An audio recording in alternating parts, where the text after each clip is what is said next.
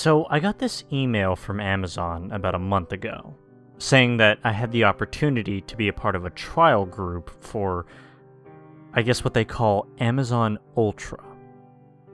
The spiel promised access to all the regular Amazon Prime stuff, Amazon Video with some extra for some of the shows, making ofs, I don't know. Amazon Music, which to be honest I never used, I've got Spotify for that, and a new delivery plan. For a hefty monthly fee, I could get unlimited immediate delivery on everything. Drones, apparently, hence the cost. They said it was fast and discreet. It also said that it could link to my emails, social media, and phone to be able to predict which items I would need and automatically order them. It would even anticipate the time I would need them. Well, obviously, because I want Big Brother watching over me, I signed up. I mean, it was expensive, but I had to try it. Emma, my wife, was definitely not very happy. See, we've had a bit of an argument about that one, so I'll sign her up for her own account. That way she could see for herself. It took a while to get set up. I had to download the app and give over the passwords to my Facebook, Twitter, and Google.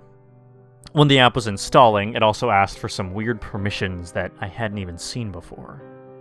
I only skimmed it before clicking OK, so I can't exactly remember what it said off the top of my head. I just remember thinking that it was odd. After a month of monitoring my habits, the app then advised me to leave all the doors in my house open and at least one top floor window for optimal delivery access. I went with the bathroom because, it's probably the one room that you would want to air out. The wife wasn't a fan of the draft, though. Anyway, to start with it, I guess you could say that it was pretty amazing. I woke up the next day and went to brush my teeth and realized that I was out of toothpaste. I hopped in the shower, and as I got out, I heard a small whirring sound. Felt a slight breeze, and lo and behold, there was a new tube of toothpaste in a little package on the sink. I'd had curry on my own last night. Emma was out on an office party, and suffice to say, I was especially pleased to see a parcel containing a new pack of super soft toilet paper, chilled by the early morning sky. The drone was hovering by its gifts, waiting for me to acknowledge the delivery.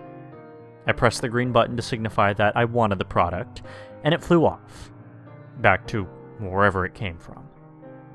When the missus said that she was going on a business trip, there was an 8-pack of beer and a Blu-ray waiting on the coffee table for me without even a thought, all accompanied by a soothing whir.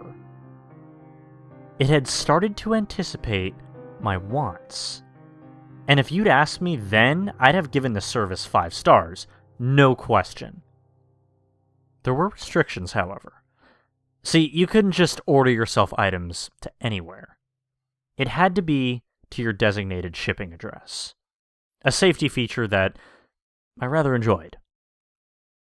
If they couldn't find a way in, they would leave the item on the doorstep and bump against the door till someone pressed the green button.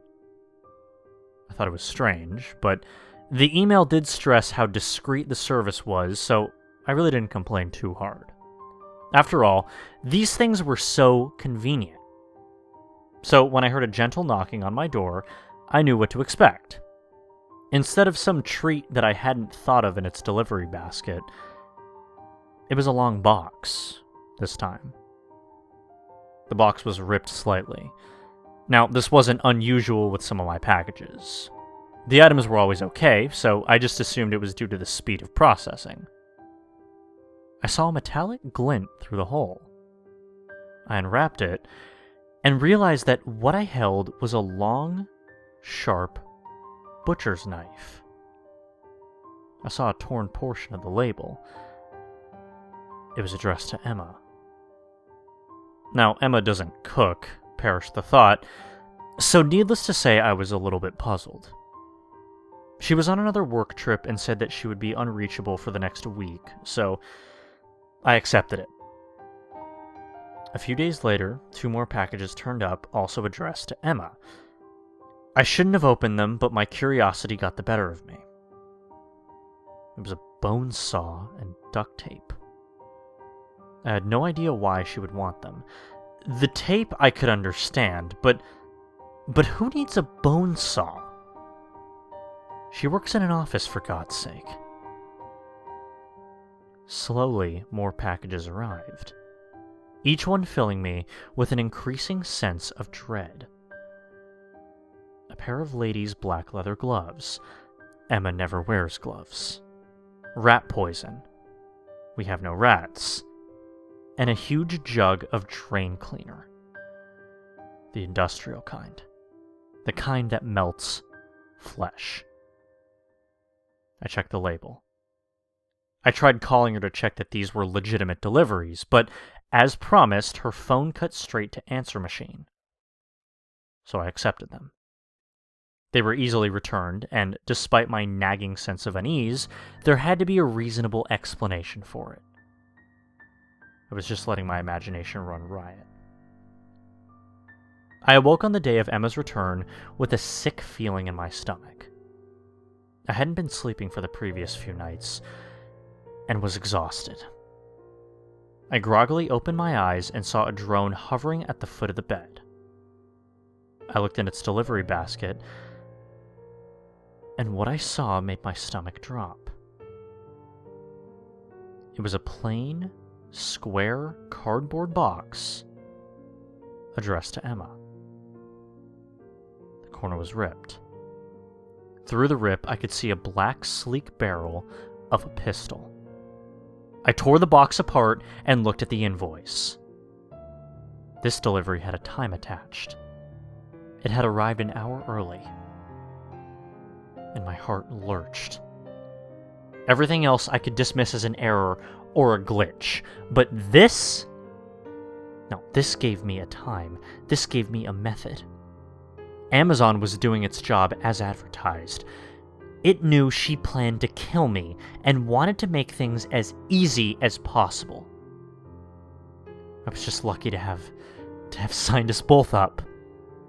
As I hit the reject button on the drone, I heard the key in the door.